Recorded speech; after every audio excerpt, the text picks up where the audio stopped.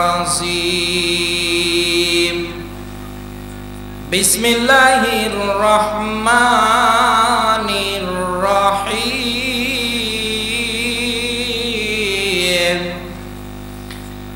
ألف لام ميم أحسب الناس أن يتركوا أن يقولوا آمنا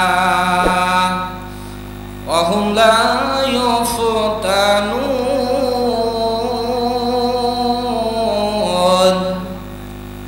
صدقت يا ربنا إن الله وملائكته يصلون على النبي يا أيها الذين آمنوا صلوا عليه وسلموا تسليما আমরা দরুদ ইব্রাহিম পড়ি আল্লাহুম্মা সাল্লি আলা মুহাম্মাদ ওয়া আলা আলি মুহাম্মাদ। জবান আছে তো আপনাদের? হ্যাঁ না, রাজশাহীর মানুষ তো অনেক চালাক। জবান আছে? এটা শুধু মুখে রাখলে হবে না, প্রকাশ্যে বের করে একটু শক্তি দিয়ে দেখাতে হবে। জবান আছে তো? আওয়াজ দেওয়া যাবে তো? আমার একটা বদ অভ্যাস আছে, আমি আগেই বলে নেই, আমি আমার সামনে যারা থাকে এরা যদি কথা না বলে আমি আলোচনা ওঠাতে পারি না। মাইকের সাউন্ডটা ক্লিয়ার করলে ভালো হবে। আশা করছি জবাব দেবেন, কারণ আপনি বোঝেন কি না বোঝেন এটা তো আমাকে জানা লাগবে নাকি? আমি আন্দাজে বলেই যাব আর আপনি শুনেই যাবেন, হবে? হবে? হবে না। এজন্য তো জবাব দেবেন। তুমি আসমানে থাকো প্রভু, আমি জমিনে, তবু তোমারি প্রেম জপে হৃদয় গহীনে।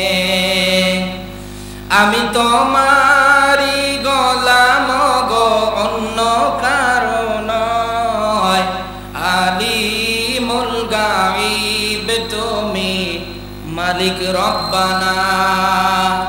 আলিমুল গায়ব তুমি, মালিক রব্বানা।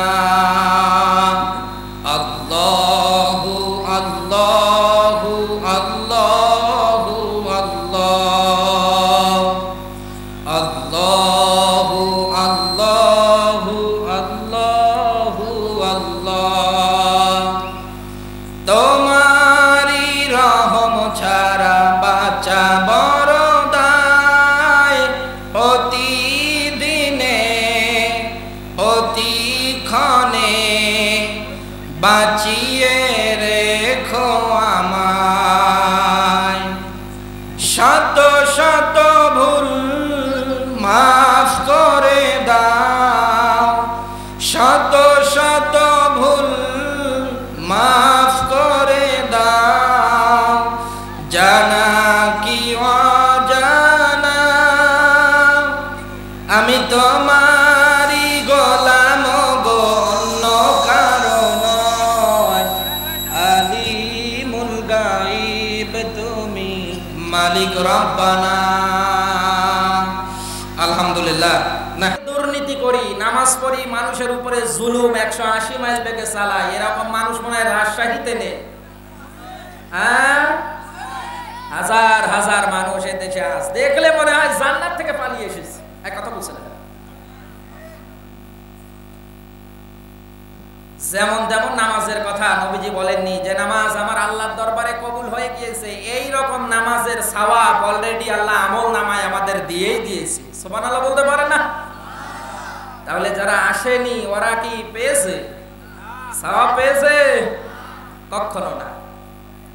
এজন্য এখনো যারা বাড়িতে আছেন, বিভিন্ন মোড়ে মোড়ে গল্প করছেন, আহ্বান করছি কোরআনের ময়দানে আসার জন্য। আল্লাহ তাআলা যেন তাদেরকে কোরআনের ময়দানে কবুল করে, বলেন আমিন।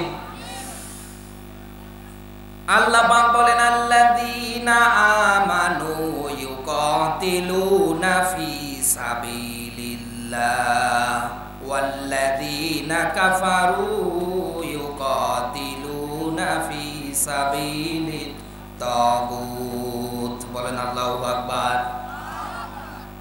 এটা সূরা নিসা 4 নাম্বার সূরা 5 নাম্বার পারা 7 নাম্বার পৃষ্ঠা 10 নাম্বার উপর 76 নাম্বার আয়াতে আল্লাহ ব্যাখ্যা দিয়েছে। আল্লাহ তাআলা বলেন, হে দুনিয়ায় যারা ইমানদার, দুনিয়ায় যারা আছে, মুত্তাকি দুনিয়ায় যারা আছে, ওরা ঈমান আনার পরে ওদের সর্বপ্রথম দায়িত্ব ওরা আল্লাহর পথে সংগ্রাম করবে। কি করবে? বলেন বলেন। এই আয়াত থেকে কি পেলাম আমরা? দুনিয়ায় যারা ইমানদার হবে, মুত্তাকি হবে, দুনিয়ায় যাদের অন্তঃকরণে আমার আল্লাহর ভয় তৈরি হবে, এই মানুষগুলো দুনিয়ায় ইমানদার বলে দাবি করার পরে বসে থাকবে না। ইউকাতিলুনা ফি সাবিলিল্লাহ, এই মানুষগুলো আল্লাহর পথে সংগ্রাম করবে, লড়াই করবে। রাজশাহী বাসী আজ দুনিয়ার দিকে তাকিয়ে দেখেন, আল্লাহর পথে সংগ্রাম আজ আমাদের নেই, আছে শুধু জমি নিয়ে মারামারি। কথা বলেন। এই দেশে আজ আল্লাহর পথে সংগ্রাম আমাদের নেই। সংগ্রাম আজ এ দেশে হয় বউ নিয়ে, মেয়ে নিয়ে মারামারি। নাকি ভুল বলে ফেললাম? আল্লাহর ব্যাখ্যা, এই দুনিয়ায় যারা ইমানদার হবে এরা দুনিয়ার ময়দানে ঈমান আনার পরে দুনিয়ায় সর্বাত্মক চেষ্টা করবে আল্লাহর জমিনে আল্লাহর দ্বীন কিভাবে কায়েম করা যায়, এই চেষ্টাটা তাদের। কথা বলে না কেন? আমাদের দেশে অনেক মানুষ আছে 5 ওয়াক্ত নামাজ পড়ে, দাড়ি আছে, টুপি আছে, লম্বা জুব্বা গায়ে দিয়ে ঘোরে। দিন কায়েমের কথা যখন আপনি তার মাঝে গিয়ে বলবেন, কোরআন থেকে হক কথা যখনই বলবেন, তখনই কেমন কেমন লাগে। কথা বলেন। এই দিন প্রচারের কথাগুলো বলতে গেলে অনেক মানুষ আছে আপনাকে বাধা দিয়ে আটকিয়ে দেবে, দমিয়ে দেবে। এরকম মানুষ পৃথিবীতে নেই। হাজার হাজার মানুষ আছে এই দেশে তৈরি হয়েছে, গান বাজনা বলবেন কোনো অসুবিধা নেই, মমতাজরে নিয়ে এসে নাচাবেন কোনো অসুবিধা নেই। আপনি কোরআন থেকে যখন এই সঠিক ব্যাখ্যা বিশ্লেষণ করবেন, তখনই আপনার উপরে একটার পর একটা বিপদ আপদ তারা চাপিয়ে দেবে। আমার ভাইরা, এই জন্য দুনিয়া ইমানদার যারা আছে এরা বিচলিত হওয়া যাবে না, মন খারাপ করা যাবে না। সব সময় আমার আল্লাহর প্রতি ভরসা রাখতে হবে, কারণ আমার আল্লাহ পাক বলেন, কানা হাক্কান আলাইনা নাসরুল মুমিনিন। আমার ইমানদারেরা, আমার মুত্তাকিরা দুনিয়ার ময়দানে ইসলাম প্রচার করতে গিয়ে, কোরআন প্রচার করতে গিয়ে যদি বিপদে পড়ে, আমার আল্লাহর পক্ষ থেকে এদের জন্য সাহায্য করা একেবারে ওয়াজিব হয়ে যায়। সুবহানাল্লাহ বলতে পারেন না? আপনি দিন প্রচার করতে গিয়ে, ইসলাম প্রচার করতে গিয়ে, কোরআন প্রচার করতে গিয়ে দুনিয়ায় যদি আপনি বিপদে পড়েন, আমার আল্লাহর পক্ষ থেকে আপনার জন্য সাহায্য করা ওয়াজিব। কিন্তু আমাদের দেশে আজ তাকালে আল্লাহর পথে সংগ্রাম এটা আমরা করতেই চাই না। আমরা মনে করি যে কি দরকার, নামাজ পড়বো, রোজা রাখবো, ভালো ভালো পথে চলবো, এই শেষ না। এই পৃথিবীর ময়দানে দিন যদি না থাকে, ইসলাম যদি না থাকে, কোরআন যদি না থাকে, আপনি টুপি মাথায় দিয়ে মসজিদে গিয়ে নামাজ পড়তে পারবেন? বলেন না কেন? পারবেন? কখনো সম্ভব না। দিন যদি না থাকে, ইসলাম যদি না থাকে, জীবন ব্যবস্থা দুনিয়ায় যদি না থাকে, আপনি কোনো দিন এরকম টুপি দাড়ি এরকম লেবাস পরে রাস্তাঘাটে হাঁটাহাঁটি করতে পারবেন না। না, এরকম হচ্ছে কেন? আমরা ঠিক করেন তো।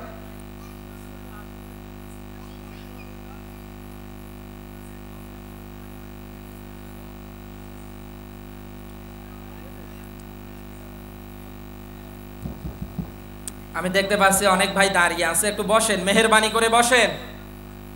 এবার তো মনে হয় সাউন্ড একেবারেই নেই। কি মাইক নিয়েছেন আল্লাহ ভালো জানে ভাই।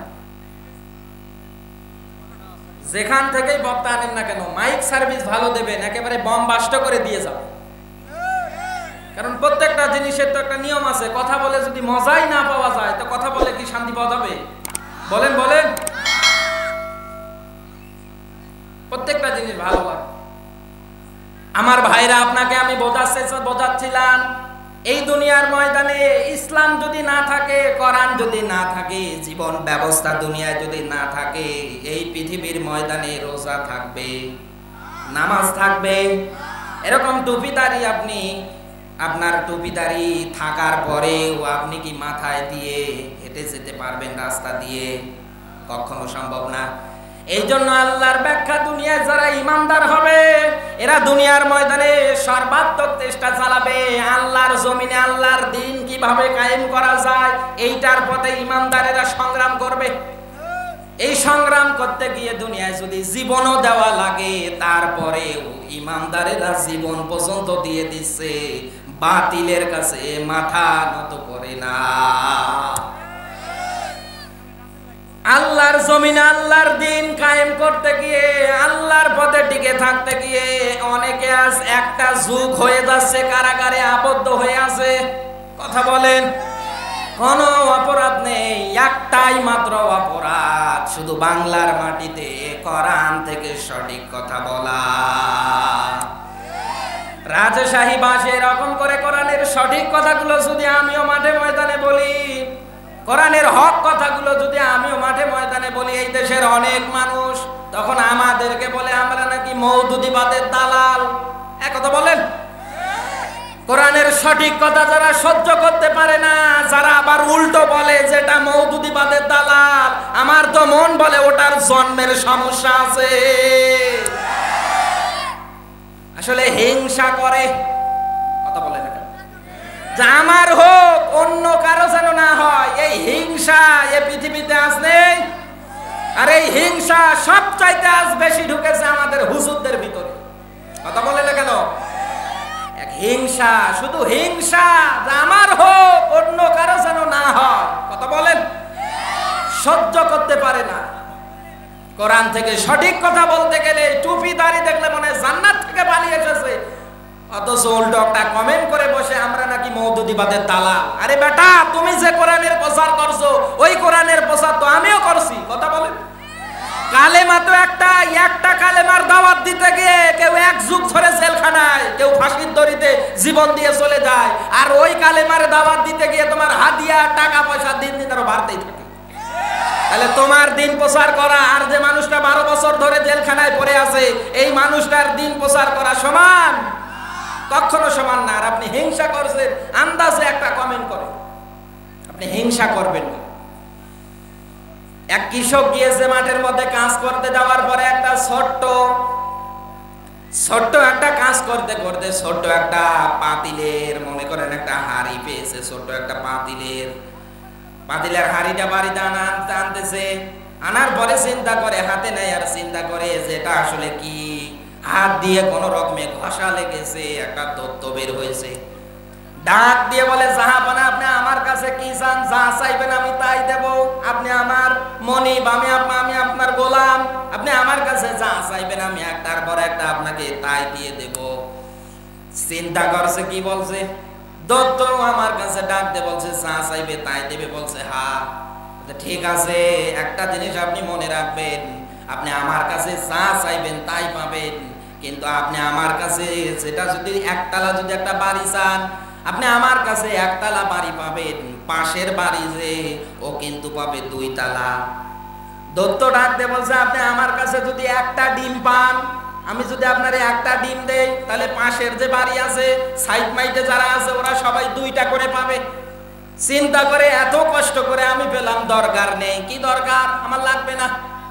পাতিলটা নিয়ে এসে বউয়ের কাছে রাখতে দিয়ে ডাকতে বলে, বউ সাবধানে রেখে দাও, খবরদার কোনোভাবে যেন ঘষা না লাগে।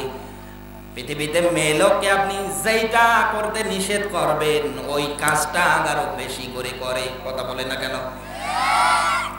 স্বামী যেই বাইরে গিয়েছে কাজ করার জন্য, ও আস্তে করে বের করে দিয়ে দিয়েছে এক ঘষা। দত্ত বের হয়েছে, ডাক দিয়ে বলে, মনিব কি চান তাই দেব। বলে, কি চাই তুমি বোঝো না? আমার এই যে খেরের বাড়ি, টিনের বাড়ি, আমার বিল্ডিং বাড়ি লাগবে। এ তো আর জানে না এর যদি একতলা বাড়ি হয়, পিছনের যাদের আছে সাইড মাইট যাদের আছে ওদের কয়তলা হবে?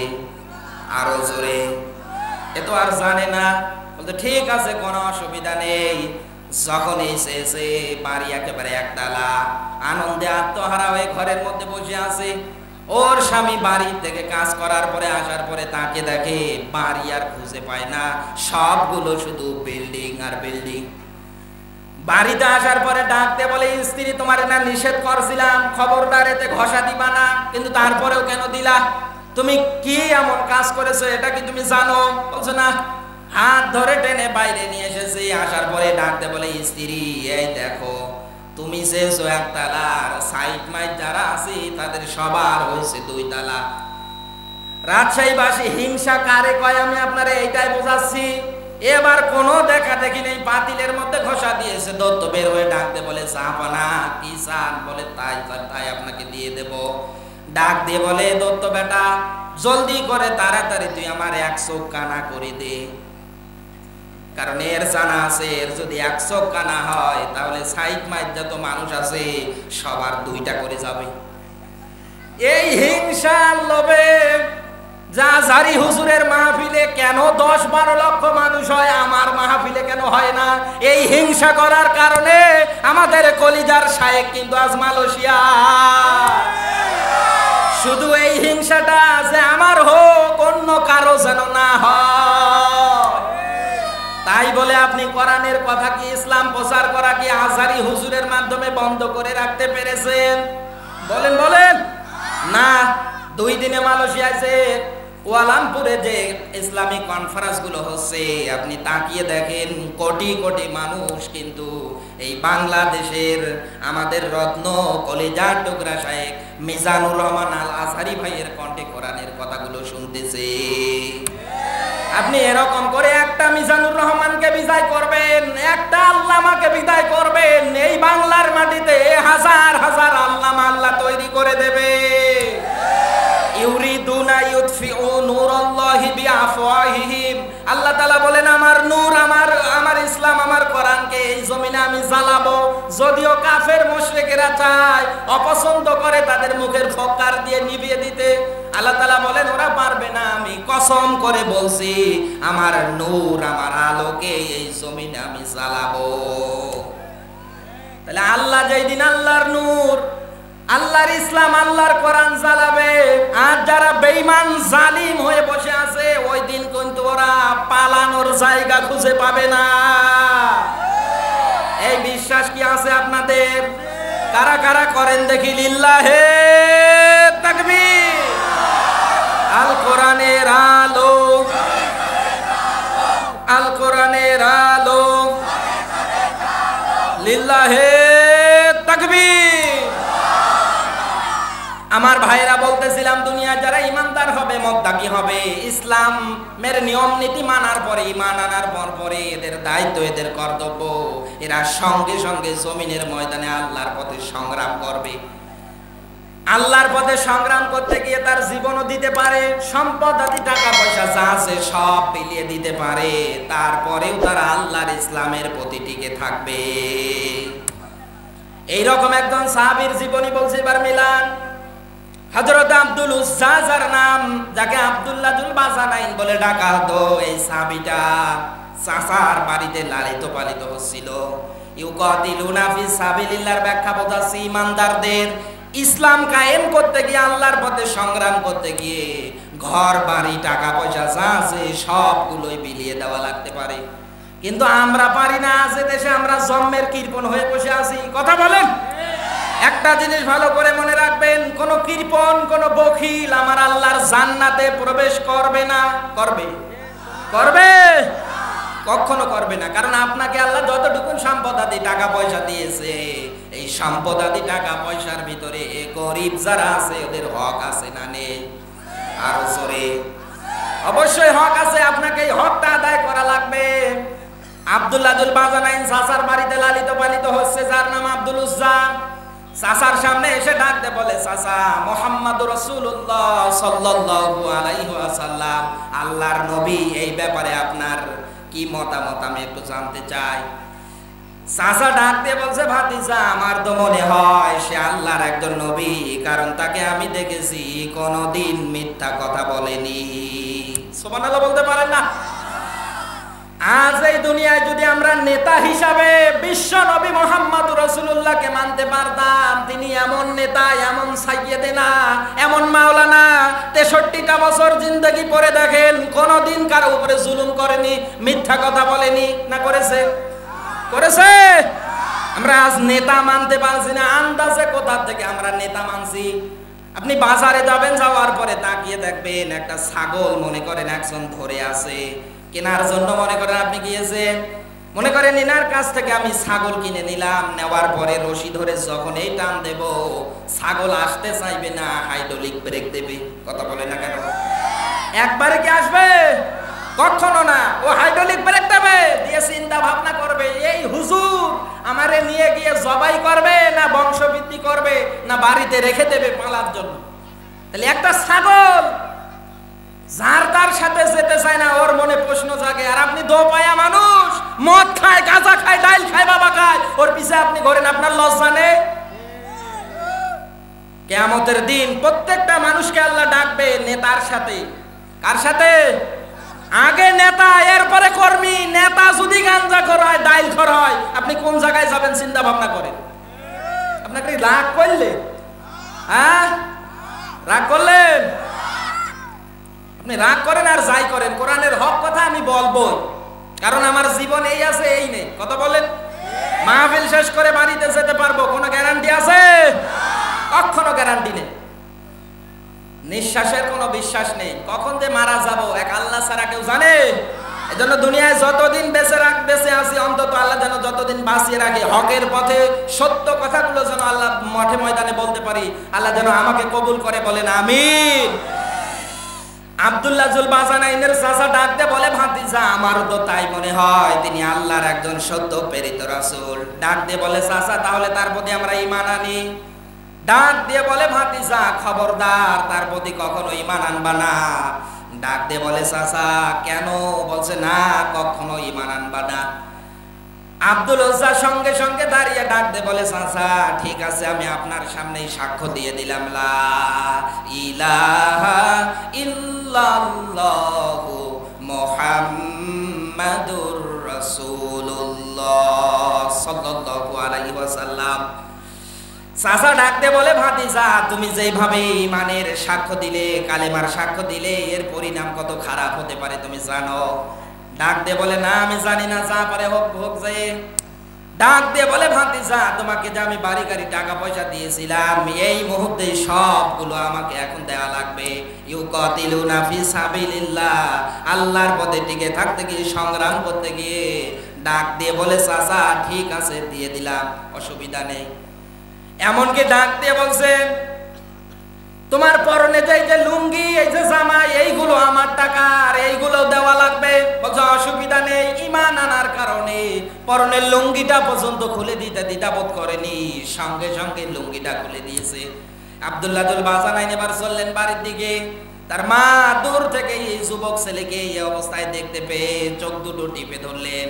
ডাক দিয়ে বলেন, বাবারে তোমার কেন এই অবস্থা? তুমি আমার কাছে কি চাও? ডাক দিয়ে বলে, মা গো ঈমান আনার কারণে বাড়ি গাড়ি টাকা পয়সা আমার যা ছিল সবগুলো আমি হারিয়ে ফেলেছি। মা ডাক দিয়ে বলে, সন্তান আমার কাছে কি চাও? ডাক দিয়ে বলে, মা গো তোমার কাছে কিচ্ছু চাই না, শুধু কয়েক টুকরো কাপড় চাই। মা তাকে একটা ছেঁড়া কম্বল দিলেন। কম্বলটা নেয়ার পরে দুই ভাগ করলেন। এক ভাগ দিয়ে লজ্জাস্থানটা ঢেকে ফেললেন, আবরণ করে ফেললেন। আরেকটা মাথার থেকে শুরু করে ঘাড়ে ছড়িয়ে চলে গেলেন ওই সময়ে নবীজির দরবারে। মসজিদে নববীর দেয়ালে পিঠ লাগিয়ে বসে আছে উস্কো খুস্কো চেহারা, ক্ষুধার্ত চেহারা। নবীজি মসজিদে নববীতে প্রবেশ করে তাকে দেখলেন আব্দুল্লাহ জুল বাজানাইন উস্কো খুস্কো চেহারা নিয়ে বসে আছে। নবীজি ডাক দিয়ে বললেন, তোমার নাম না আব্দুল উজ্জা? বলে, জি হুজুর আমার নাম আব্দুল উজ্জা। যে তোমার এই অবস্থা কেন? বলে, হুজুর ঈমান আনার কারণে পরনের লুঙ্গিটা পর্যন্ত আমারে দেয়নি।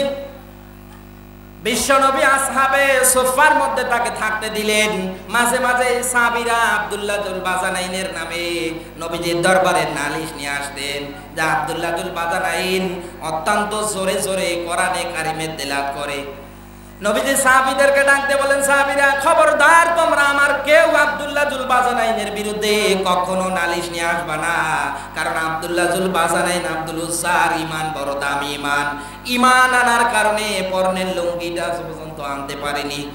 তাহলে সাহাবীরা ইউকাতিলুনা ফি সাবিলিল্লাহর পথে টিকে থাকতে গিয়ে পরনের লুঙ্গি পর্যন্ত পায় না। কথা বলেন। আর আপনার পোশাক আশাক দেখলে ইউকাতিলুনা সাবিলিল্লাহর ব্যাখ্যা করলে তখন আপনার মন খারাপ হয়ে যায়। তাহলে আপনি কোন কোয়ালিটির মুসলমান হয়ে বসে আছেন আপনি নিজেই চিন্তা ভাবনা করেন। কথা বলছেন না কেন? এরা কি ইমানদার বলা যায়?